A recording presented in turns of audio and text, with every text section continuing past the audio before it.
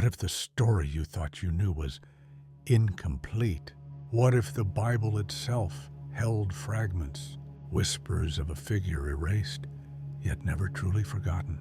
And what if that figure was not simply myth, but something far more unsettling? The first vampire. Her name is Lilith.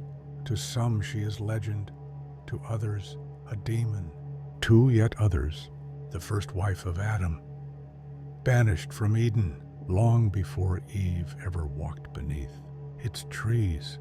The question we must ask is this: if Lilith was cast out by God, cursed to wander the earth, what did she become? The fragments come to us scattered across ancient texts. In Hebrew mysticism, Lilith is called the night creature, the screech owl, the shadow who slips through windows while men sleep. In the alphabet of Ben Sira, written 1,000 years ago, she is described as Adam's first companion. Unlike Eve, she was not made from his rib, but of the same earth, equal, unyielding. When Adam demanded her submission, she refused. She spoke the forbidden name of God and fled Eden's gates. But exile was not her end. It was her transformation. Alone and rejected, Lilith became something other than human. Traditions whisper that she drank the blood of children, that she haunted the desolate places, that her beauty concealed fangs sharper than any beast of the field. Was this merely folklore, or was it memory, an attempt by ancient scribes to explain a figure too terrible to name? The Bible itself, in Isaiah, refers to a creature of the night. Lilith shall rest there and find for herself a place of repose. Why would Scripture reference her at all, unless her presence was already known? The rabbis feared her. Mothers were warned to guard newborns against her breath. Amulets were carved with angels' names to keep her away. Yet for all their efforts, Lilith endured. If she was a demon, she was unlike any other. If she was human, she was no longer bound to human death. And so we ask, when Cain was cursed to wander, was he alone in that fate? Or had Lilith, long before him, already tasted the exile and the hunger? Was she not simply the first wife, but the first predator, the true origin of the vampire line? This is the story hidden beneath centuries of denial, a story that crosses scripture, folklore, and fear. And as we follow the trail of Lilith, we must ask ourselves, is this myth or memory? Long before her name entered Hebrew scrolls, Lilith already moved in the dust of Mesopotamia. Clay tablets from Sumer and Babylon speak of a shadowed being, the Lilith, a night demon, winged and untamed, haunting deserts and storm winds. She was not created to serve man, nor to bow before gods. She was hunger given shape. In those earliest stories, Lilith lingered on the edge of civilization, where light of hearth could not reach. She was said to slip into homes by night, stealing breath from infants, whispering terror into the ears of men. Her body was described as beautiful yet unnatural. Long hair flowing like rivers, eyes sharp as obsidian, and wings that beat with the air of storms. Yet behind her beauty was a thirst. She did not devour flesh, she devoured life itself. Archaeologists found her image on boundary stones, her name inscribed as a warning to keep her away. Charms were hung over cradles, carved with the names of angels who alone could restrain her. Why such fear? Unless she was believed to be real. The ancients recorded not allegory, but threat. When her figure passed from Mesopotamia into Hebrew lore, she carried this darkness with her. The Lilith became Lilith, the woman who would not bow, the bride who would not yield. In Mesopotamia, she was wind and night. In later legend, she became the exile of Eden, cursed not only for defiance, but for a hunger that set her apart from humankind. Here we see the first seeds of vampirism, a being who lingers outside the home, who drinks not water but blood, who cannot be banished by man's hand alone, only by sacred invocation. The Hebrews did not invent Lilith. They inherited her, clothed her in Scripture's silence, and left her mark in the margins.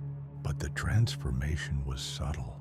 No longer just demon, she was now human once. Adam's first wife, equal and unyielding, punished not for violence, but for independence. And when she fled, her exile echoed the same fate Cain would later endure.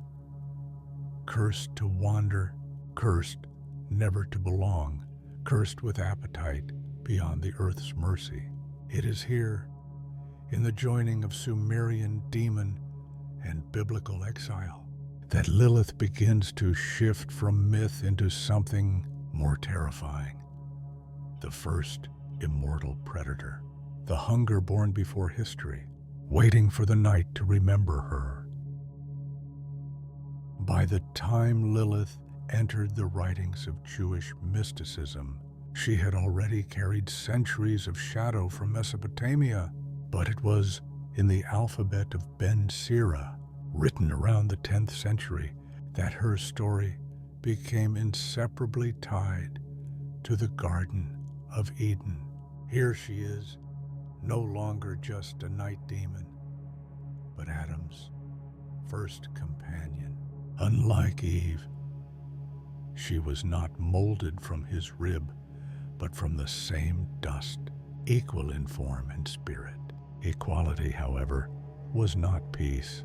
The texts tell us Adam demanded her obedience, her silence, her submission. Lilith refused. "Why should I lie beneath you?" she is said to have asked. "We are made the same."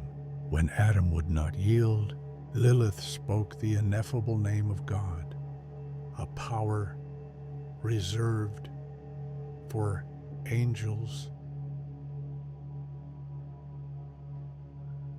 and vanished from Eden in a storm of dust. To name God and survive was rebellion. To walk out of paradise alive was transformation. The rabbis wrote of what came after, that Lilith was cursed to wander by the Red Sea, birthing demons in endless number, haunting the night. Mothers were warned to hang amulets above their children's cradles, etched with the names of angels, Sanoi, Sansonoi, and Samangaloth, for they alone were said to ward her off.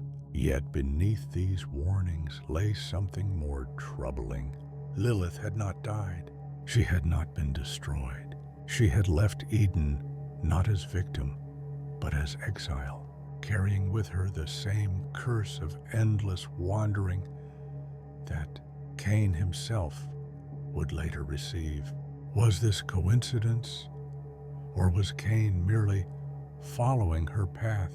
The Kabbalists went further. In their mystical writings, Lilith was not simply a demon, but the dark bride, or the shadowed feminine who feeds on blood and seed, who waits outside the walls of human order.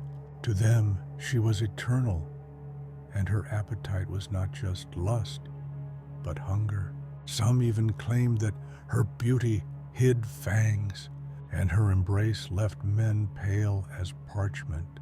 These traditions describe her not as fallen angel, nor as mortal woman, but as something in between, a creature once human, who became unkillable through defiance. If Eve gave mankind life, Lilith gave mankind fear.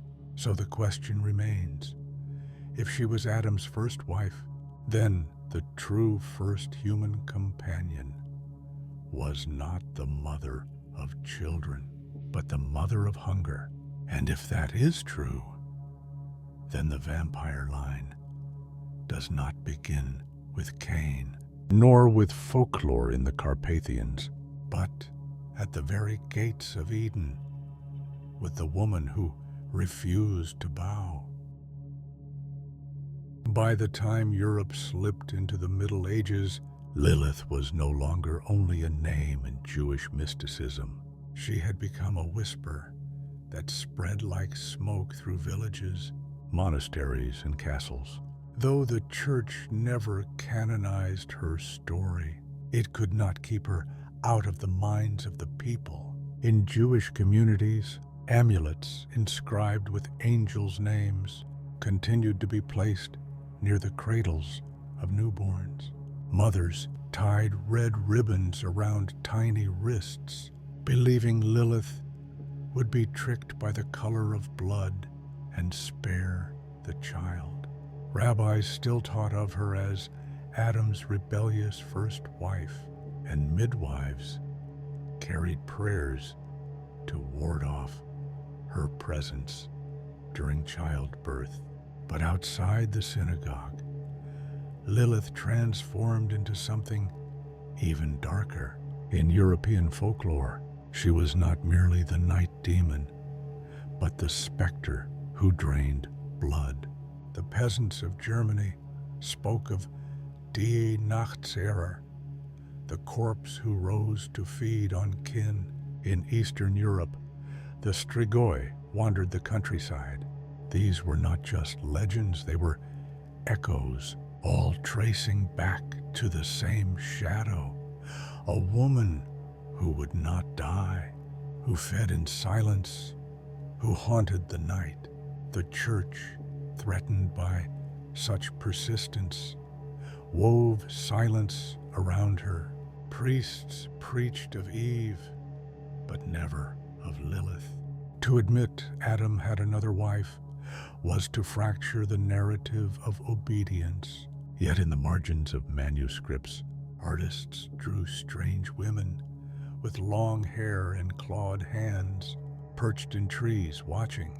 The scribes could not name her, but the image betrayed her survival. In monasteries, Lilith became allegory. To theologians, she was lust, rebellion, temptation given form. Yet beneath the allegory, fear persisted. She was the hunger that could not be contained, the appetite outside of God's order, and the people who buried their dead with iron stakes, who covered mirrors during childbirth, did not treat her as a symbol. They treated her as real. The pattern was unmistakable. Where famine struck, Lilith was blamed. Where children sickened, she was the culprit. Where men dreamed too vividly of beauty in the night, they whispered her name. Come morning, her legend had slipped beyond theology into the bloodstream of culture.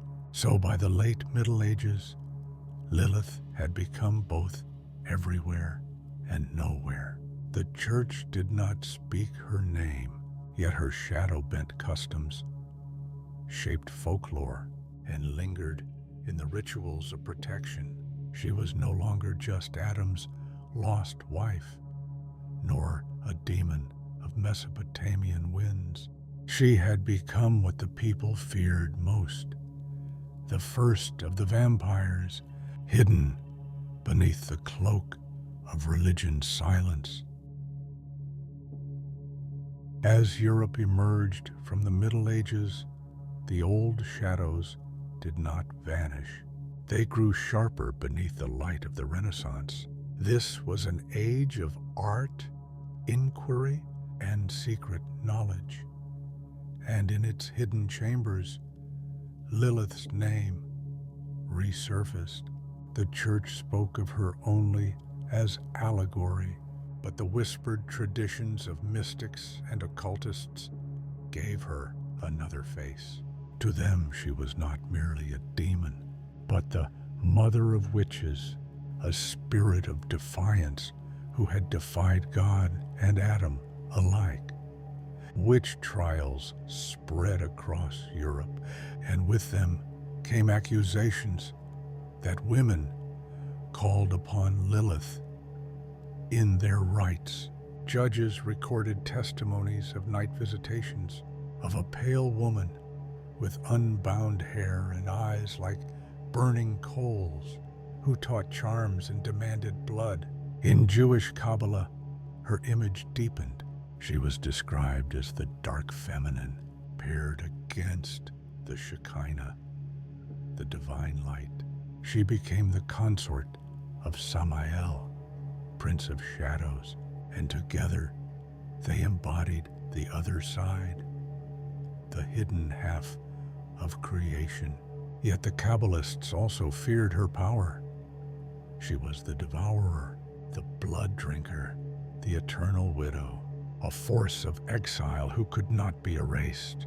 Among alchemists and secret societies, her legend took another turn. Some Rosicrucian texts hint that Lilith was not demon but immortal, proof of an ancient transformation predating any philosopher's stone. For them, she embodied the forbidden pursuit, eternal life, not as gift, but as curse. To speak of Lilith was to whisper the secret of a bloodline that had never died. The people, too, carried her name in fear. In rural France and Italy, charms were carved into lintels to ward her off. In Germany, she appeared in woodcuts as a winged figure stealing infants from cradles. In Spain, the Inquisition denounced her as the patroness of witches, a shadow guiding covens in exchange for offerings of blood. And always, beneath the accusations, the pattern remained. Lilith moved at night. She fed on life. She could not be killed by ordinary means, whether called demon, witch queen, or immortal exile. She was no allegory to the frightened mothers and hunted women of Europe. She was a presence as real as the wind that rattled shutters at midnight. By the close of the Renaissance, Lilith had become more than Scripture's forgotten name. She was a current running beneath Europe's obsession with witchcraft and blood. The church tried to burn her out of memory, yet every flame lit for a witch only fanned the smoke of her legend. And through those centuries, one truth remained unchanged. Lilith did not vanish. She adapted. The Enlightenment promised light, reason, and the end of superstition. Yet even as Europe's philosophers wrote of science and progress, The old terror of Lilith returned, this time dressed in the language of medicine and law.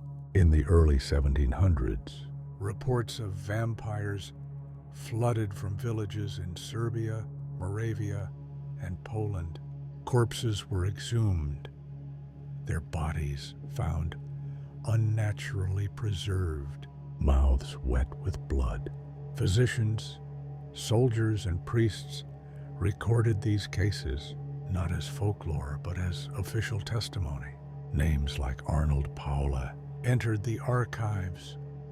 Peasants accused of rising from the grave to feed on kin. These were not whispers, they were depositions, signed by imperial officers and stamped by courts. Behind every account, however, the same shadow lingered. A woman with unbound hair, pale as the moon, was often glimpsed near the afflicted. Sometimes she appeared in dreams. Sometimes at the edge of a field. She was not named in the reports, but her image was familiar. The wanderer of the night, the blood drinker. Lilith's legend had not died. It had migrated into the very heart of Europe's rational age. Medical treatises tried to explain the bodies. Some claimed it was trapped gases. Others blamed soil preserving flesh. But none could explain why entire villages swore they saw their dead walking, or why amulets carved with angelic names still appeared on door frames centuries after the alphabet of Ben Sira. Scholars scoffed, yet soldiers kept their stakes sharp. The church, facing hysteria, declared vampire panics heretical superstition. Yet bishops quietly authorized exhumations and permitted burning of bodies. Their silence on Lilith remained, but the measures they endorsed betrayed a quiet admission. Something old was stirring, something that refused to be buried. Writers of the Enlightenment, too, could not resist. Voltaire dismissed vampires publicly, but confessed privately they reflected a darker truth about humanity, that we live on the suffering of others. Montesquieu noted the panic as evidence of ancient fears dressed in modern words, yet their metaphors returned always to the same archetype: the nocturnal predator, female, eternal. Thus Lilith passed into a new disguise. She no longer needed to be named. Her mark was evident in every vampire report, every preserved corpse, every fear that the dead were not truly dead. Science sought to erase her, but in documenting the phenomenon, it gave her new life. By the end of the Enlightenment, Lilith had not been defeated by reason. She had been smuggled into the very language of reason itself. The vampire case study, the medical deposition, the imperial decree. She remained what she had always been, an exile who adapts. Where superstition is outlawed, she becomes a symptom. Where faith denies her, she becomes a report. And so, even in the age of light, the forgotten vampire lingered in the shadows of Europe's archives, waiting for her next transformation. By the dawn of the 19th century, Europe was caught between rational progress and an unspoken hunger for the supernatural. Science had claimed the daylight, but the night was claimed by stories. Dark tales written in candlelit rooms where poets and novelists breathed life back into figures the church had long buried in this age. Lilith was reborn. The Romantics saw in her not merely a demon, but a symbol of forbidden desire. She appeared in poetry as the eternal temptress, her hair like black rivers, her lips crimson with secrets. John Keats hinted at her in his visions of fatal women, and Goethe drew from her shadow when writing of dark, feminine spirits who lured men to ruin. Lilith's exile from Eden became a metaphor for defiance against order, but her thirst for blood remained beneath the surface. Then came the Gothic novel, a new literature that thrived on dread. While Bram Stoker would not publish Dracula until 1897, the road to him was paved by earlier writers. Samuel Taylor Coleridge's Christabel whispered of a pale seductress who drained life by night.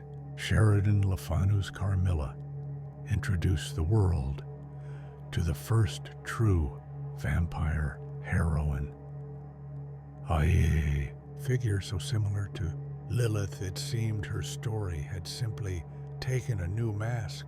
Occult societies too revived her. Theosophists and magicians of the late 1800s wrote of Lilith as the Black Madonna, a goddess of the underworld, patroness of witches and vampires alike. In the hidden orders of Europe, initiates were told she represented the eternal feminine, untamed, unbowed, immortal. Rituals invoked her not as allegory, but as presence, and always with the warning, she feeds on what is offered. The church could no longer silence her. In England, priests denounced the rising popularity of vampire fiction, yet their sermons only drew attention to the shadow they wished to erase. Artists painted her in flowing gowns, standing among graves, her eyes luminous and her arms outstretched toward men who could not resist. She became muse, monster, and mirror all at once. In this Gothic resurrection, Lilith was no longer hidden in the margins of manuscripts. She had stepped into the public imagination, clothed in literature and art. To some she was myth, to others allegory, but to the sensitive few she was recognition. The ancient hunger had found a new stage, and as Europe turned its gaze to the vampire as fiction, Lilith's greatest disguise was complete. No longer feared as real, she was consumed as story. But those who looked closer, who felt her shadow in their dreams, understood. The vampire on the page was only the mask of a figure much older, still alive and still waiting. The 20th century opened with machines roaring, cities rising, and science claiming dominion over mystery. Yet, in the shadows of this new world, Lilith was not forgotten. She re-emerged, not as a whisper in the cradle or a figure in scripture, but as a symbol in psychology, feminism, and occult practice. And always, behind these symbols, lingered the possibility of something older, more literal. Sigmund Freud and Carl Jung gave new language to ancient terrors. Jung in particular spoke of the dark feminine, the archetype of the devouring mother, the temptress, the shadow bride. Scholars could pretend these were metaphors, but the descriptions echoed Lilith too closely. A figure who drains, who lures, who represents power, unbound by male order. Was Jung only describing myth, or had he stumbled upon humanity's oldest predator, dressed as archetype? At the same time, women's movements reached for Lilith as emblem. In her refusal to bow before Adam, feminists saw resistance, autonomy, equality claimed at a cosmic level. To them, she was not demon, but heroine, not predator, but pioneer. Lilith's story spread in pamphlets, lectures, and later in art and music. Her name called out as a forgotten voice of rebellion. But those who studied esoteric traditions remembered another side. Occultists of the early 1900s invoked her in rituals, speaking of Lilith not as metaphor but as presence. Aleister Crowley hinted at her in his writings, describing the bride of night whose kiss left men pale. Secret lodges whispered that she still walked, immortal, feeding in quiet corners of industrial cities, where shadows stretched long between gas lamps. Even ordinary folklore did not release her. In rural parts of Eastern Europe, amid the wars and upheavals, families still spoke of a woman in white who appeared during famine, stealing breath from children. Soldiers returning from the trenches told of nights when a figure lingered among the dead, her eyes glowing faintly, her mouth red. Official reports never mentioned her name, but the villagers knew Lilith had followed them into the new century. Thus, in the modern age, Lilith divided into two selves.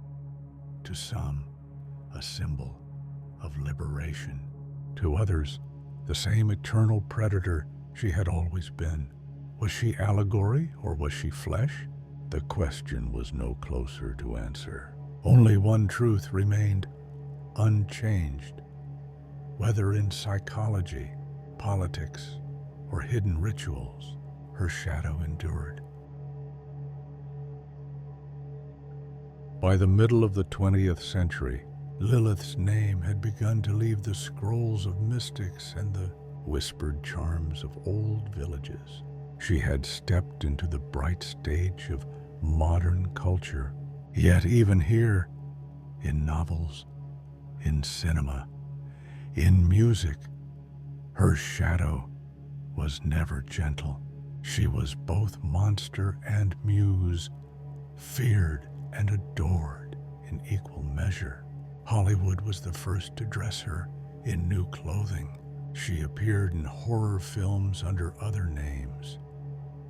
The dark seductress, the pale beauty who lingered at the edge of the frame, draining men with a kiss. Directors rarely called her Lilith outright, but the blueprint was hers. Hair unbound, eyes burning, lips red not with paint, but with blood. Audiences shivered, but they also could not look away. In literature, she returned with more force. Poets of the Beat generation whispered of Lilith as rebellion against a world of conformity. Feminist writers claimed her as the archetype of the woman who will not bow, turning her curse into anthem. Yet, Gothic authors still portrayed her as the eternal vampire, moving through centuries with the same hunger, the same exile. Lilith became both the victim and the predator, two faces never reconciled. Meanwhile, occult revivals of the 1960s and 70s invoked her more directly. Neo-pagan covens called upon Lilith as patroness of the night. Ritual manuals described her as the first blood drinker, a goddess of shadow who demanded both devotion and fear. For some, she was myth turned symbol. For others, she was more literal. Still walking, still watching, her presence hidden beneath modern disguises. Even psychology absorbed her again. Analysts described her as the Lilith complex, a name given to women who resisted roles, who sought independence with relentless will. But behind the sterile language was the echo of the same archetype, the one who refuses, who cannot be contained, who pays the price of freedom with eternal exile. By the late 20th century, Lilith had become everywhere and nowhere, sung in songs, printed in comics, cast on movie screens. But what most missed was that this very disguise was her oldest strategy. For centuries, she had hidden behind folklore, behind demonology, behind allegory. Now she hid in plain sight, draped in pop culture. People consumed her image as story, as symbol, as entertainment. And so, her survival was assured. For if the world laughs at a monster, the monster no longer needs to hide. And Lilith, the Bible's forgotten vampire, once again slipped her chain of fear by becoming irresistible. The 21st century arrived with electric light, flooding every corner of the world. Satellites mapped the skies, machines mapped the body, and every mystery seemed closer to explanation. Yet even it has grown. On one side, she thrives in culture. Her name appears in novels, films, even music festivals. Lilith has become a brand, a symbol of rebellion, of femininity unbound. She is the heroine for some, the monster for others. Young readers discover her as a myth of empowerment. Artists paint her as the dark muse.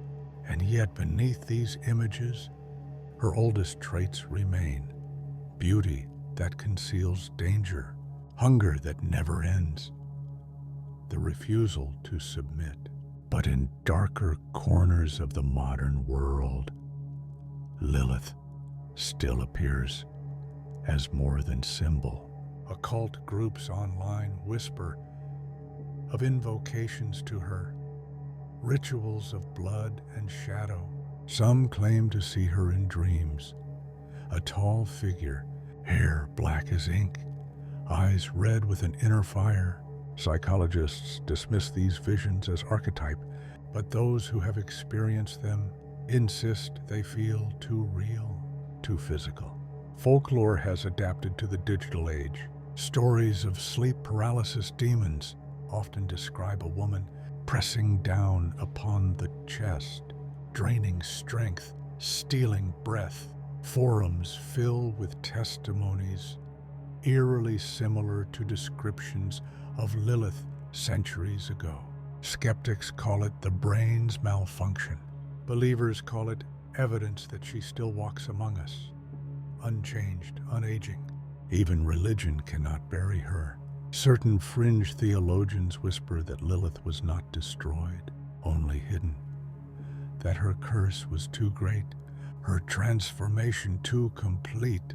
They suggest her survival explains why vampire myths endure across cultures, why the idea of the blood drinker, the eternal wanderer, exists in every land. And so, in this century of speed and screens, Lilith remains both everywhere and nowhere. To some, she is feminist symbol. To others, she is the lingering terror of infancy, the devourer of life. To those who look deeper, she is the Bible's forgotten vampire. Real, or imagined, still moving in the spaces we cannot explain. The story does not end here. Lilith's strength has always been adaptation. She was Mesopotamian demon, biblical exile, medieval witch, Gothic muse, modern archetype. Each age thinks it has redefined her, yet through every age, the hunger remains. And perhaps that is the truest horror. Not that Lilith is myth, nor that she is demon, but that she is both. A shadow too old to vanish, too familiar to deny, a memory we carry forward, dressed in new words, told in new stories, but never silenced. The Bible may have tried to forget her, history may have tried to bury her, but Lilith remains. She always has.